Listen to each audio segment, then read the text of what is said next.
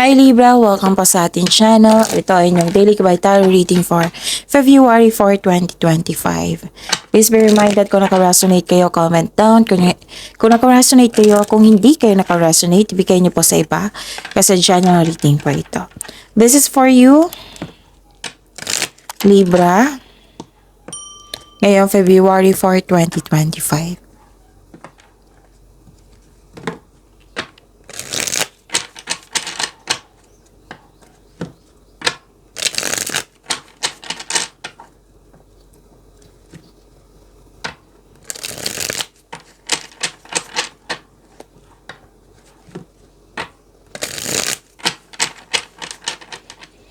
Para po ito sa inyo, Libra, ngayong February 4, 2025. Maraming salamat po sa inyong patuloy na suporta at maraming salamat din po sa mga hindi nag-skip ng ads. Gamitin ang reading na ito bilang gabay lamang sa mga hindi pa nag-subscribe. Subscribe na po kayo at click bell notification para malaman nyo na may bago tayong video.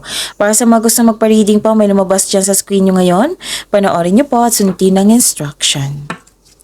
Spirits Guide, mga ganap po para kay Libra ngayong February 4, 2025. I need 3 cards po.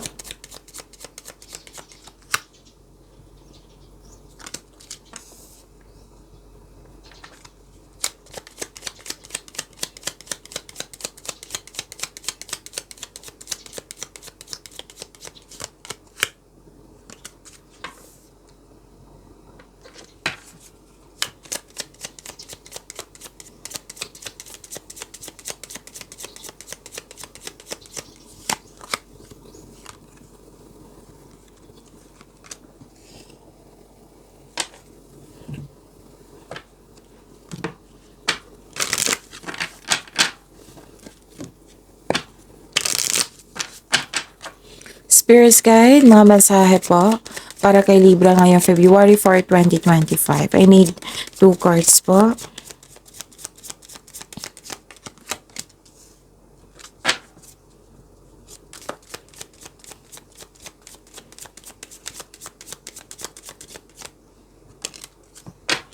Okay.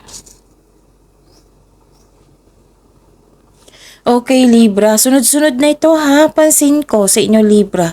Prosperity, nasa iyo. Pwedeng lumabas ito sa monthly mo. Basta natandaan ko sa inyo, Libra, na may prosperity. Pwedeng lumabas ito kahapon sa inyo. Basta sunod-sunod na siya.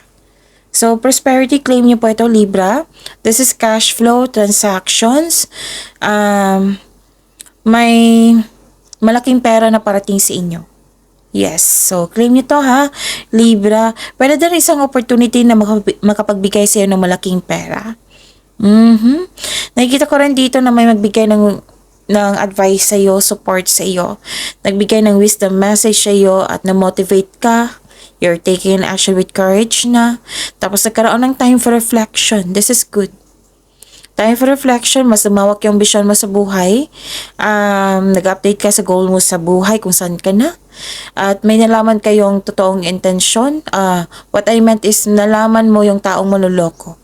Okay, kasi mataas ang inyong intuition. At makinig kayo sa inyong intuition ha, kasi the universe is calling you to notice important synchronicities. May mensahe po. And the power of divine grace is within you. Okay? Spirits Guide, ano po yung energy ni Libra ngayong February 4, 2025?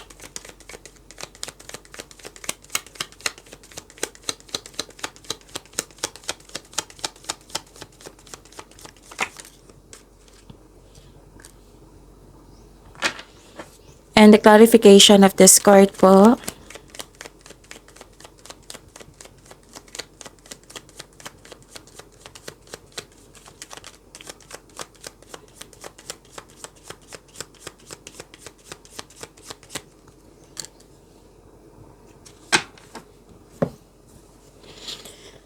Okay, kung may narinig kayo or may nakita kayong repeating message, meaning to say, pinupush ng cards niyo yan kasi ang ilan sa inyo hindi pa binigyan ng atensyon. Na kung maaari din po, bigyan niyo po ng solusyon at aksyon. Remember, Libra, at the end of the day, alam mo na ikaw lang ang taong may kakayahan at responsable na gumawa ng sarili mong katotohanan at kinabukasan. So, ano yung energy ni Libra? By the way, Libra, kasi may nag-comment nung nakaraang araw na kung sana daw yung monthly kabay tarot reading. Uploaded noong June 28, January 28, January 29, and 30. Hanapin niyo po sa channel natin. O, scroll down niyo lang po. Panoorin niyo po kung gusto niyo po. Okay, so ano yung energy ni Libra? Nakikita ko dito na nagkaroon po ng wow, yung taong nang loko sa iyo, oh. Nagbago na daw siya, na-enlighten na, guilty. So far, wala pa naman ako nakitang action dito. Pero nagbago na siya, nagsisisi. Tapos may nakita rin ako dito na hindi mo kaya mag-isa or akuhin lahat. Pwedeng responsibilidad ito, pwedeng trabaho. So, yun. Ano pa? Pagbalanse ay kailangan dito eh. Lalo na sa kaperahan. Pagbalanse. Nagkaroon ng tensyon. Nagkaroon ng concern sa irresponsible na tao. And this card asks you to save money. Control on overspending. Yan yung sabi ng card niyo po. Spirits Guide, Career and Money po ni Libra ngayong February 4, 2025.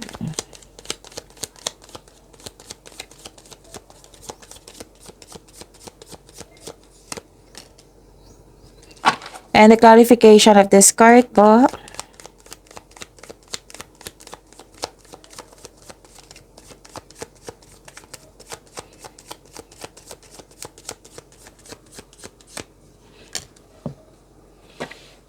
Sa career and money nyo, Libra. Nakikita ko dito na nagkaroon po ng posibleng na-stress kayo. Posibleng na-stress kayo or nahihirapan kayo, nagkaroon ng hardship.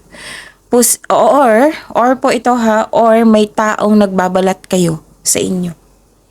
Pero malalaman mo to kasi lumabas sa oracle cards nyo na nalaman mo yung taong hindi totoo sa iyo. Kasi mataas ang inyong intuition. Lumabas din siya dito. May taong nagbabalat kayo or na-stress kayo sa kanya. Siya ang dahilan na na-stress kayo sa kanya.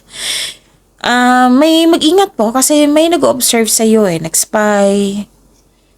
Mag-ingat kayo sa taong ito. Pwede din na hindi siya madaling kausap or matigas ang kanyang ulo. So, may sitwasyon na masakit sa ulo. Tapos, wag maniwala agad sa chismis. Alamin niyo muna kung totoo ba yan or hindi. Kasi may nakita kong chismis dito eh. Okay? So, wag magpa-apekto. Alamin niyo muna. Okay? Nakikita ko dito na may ending with new beginning pero hindi ka handa sa pagbabago. You're clinging to the past, refusing to change, nagkaroon ng stagnation, parang na-force ka sa changes. Na-force ka sa pagbabago. Nilalaban namang pagbabago, natatakot ka sa changes dahil ayaw mo mag-move on, gusto mong bumalik sa nakaraan. Kaya ka nagkaroon ng stress and anxiety nang dahil sa nilalaban mo yung pagbabago. So ending the situation means new opportunity. Yes, this is opportunity, a new beginning. It might be uncomfortable kayo, pero this card tells you na let go and trust the universe and trust yourself also.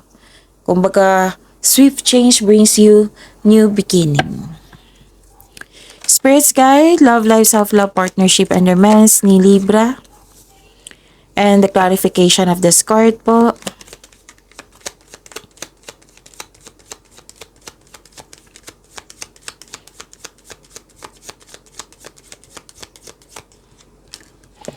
Maraming salamat po sa patuloy na tiwala, suporta sa ating channel. At maraming salamat din po sa mga hindi nag-skip ng ads. Wala kang pahinga dito. Okay.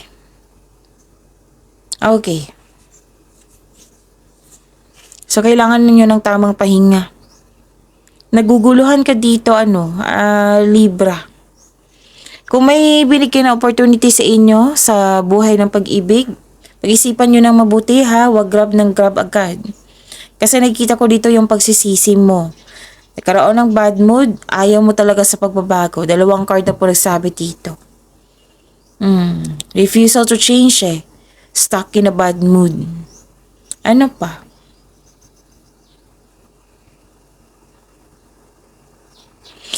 Nakikita ko rin dito na nagkaroon po ng may ganap na conflict. This card tells you to speak up for your needs and be willing to maging willing kayo sa be willing to hear your partner's side also.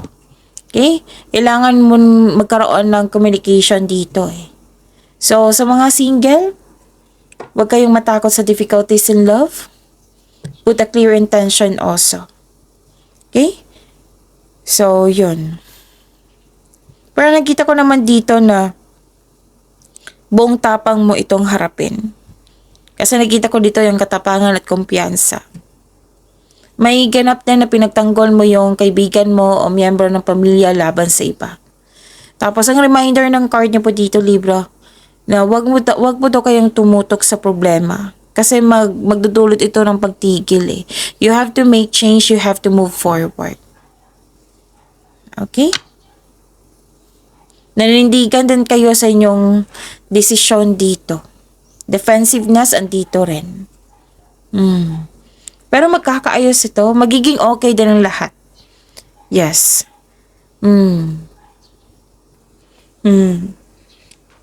May nakita talaga ako dito na disappointed ka, bad trip, bad mood, ganun. O kasi nagkaroon ng unhealthy connection sa isang tao. May problema. Pwede din delay sa travel ito. Pero makakahanap ka pa rin ng paraan para ma-enjoy mo yung paghihintay mo. Ganun. Nagkaroon ng huwag kayong mag-claim ng negativity kahit hindi ito sinasadya.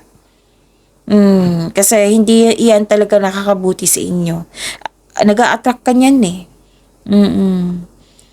Okay, so, yun.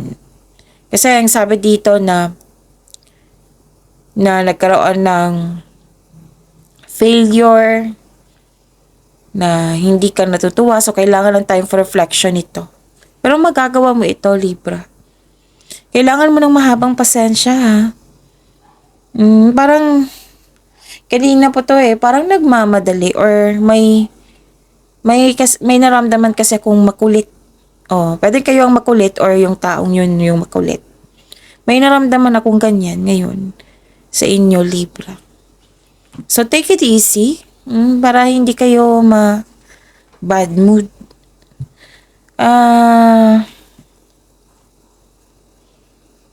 Hindi talaga kayo ready sa pagbabago. May nagbago na pero hindi mo siya lubusang tangkap. So, this is a repeating message. 3 cards na nagsabi dito. May fear of letting go. May iniiwasan. You felt trapped. So, this is the confirmation na may chance na babalik yung tao ng loko sa iyo. So, this is your love reading. So, regarding sa love life nyo. Pwedeng malapit to sa iyo. Pwedeng ex mo to. Pwedeng yung malapit sa iyo. Oo. Babalik siya. Kaya mag-ingat. Or may chance na babalik ka ulit sa pagkakamali mo. So, kung gagawa kayo ng desisyon, gagawa kayo ng plano, siguraduhin karapat-dapat yan. Okay? Pero makabangon kayo ulit. Don't worry. Kailangan nyo ng time for reflection. I-take note yun yan. Lumabas din dito na ginawa mo rin nag-time for reflection ka rin. So, I believe gagawin mo yan. At, nakita ko dito na nagkaroon po ng na-burnout ka sa isang tao. Yung sabi mo na sumusobra na tong taong to. Ganun. Gusto mong iwan na ayaw. Ganun. Feeling uneasy. Feeling uneasy. Pwedeng sa tao to ha. Pwedeng sa isang bagay, sa sitwasyon mo ngayon. Like for example, trabaho yan. Gawain dyan sa bahay. Gusto mong stop. Gusto mong iwan. Ayaw mong ayaw mong ipagpatuloy. Ganun. Pwede din sa tao to. It's never too late to begin again. Nakita ko dito yung nawalan ka talaga ng gana Marami sinabi dito yung cards nyo pero nawalan kayo, yung naka-highlight talaga na nawalan kayo ng gana. Lumasbas ang pagod. Might be nag-overthink kayo. So, iwasan nyo yan ha. Makatulong naman yung time for reflection para mawala yung overthinking na yan. Makawala ka sa overthinking. Gawa po daw kayo ng solusyon. Siyempre, kung pagod kayo, magpahinga. Magpahinga para sa pagbalik nyo, recharge ka na. Na-re-energize ka na. So, para magagawa kayo ng solusyon, huwag kayong huminto. Kung may nangyari, huwag kayong huminto. I-express mo lang yung disappointment mo. Then, after nyan, move forward. Make change. Take an action. Yan yung sabi ng card niyo po dito. May chances dito sa mga single na may makilala kayong tao na very passionate sa gusto sa buhay. Yung charismatic, masayahin. Pero din ideal type mo ito, na nag-iisip ka sa ideal type mo. Pero yung sabi ng card na makilala mo. So, ibibigay ng tadhana sa iyo. Okay? Ano pa?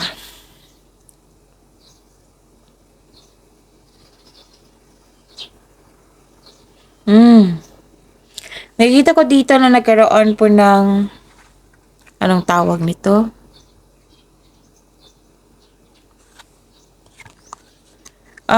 May taong mayabang yung or sumusobra na yung sumusobra na or taong mayabang na gusto niya makuha lahat yung gusto niya.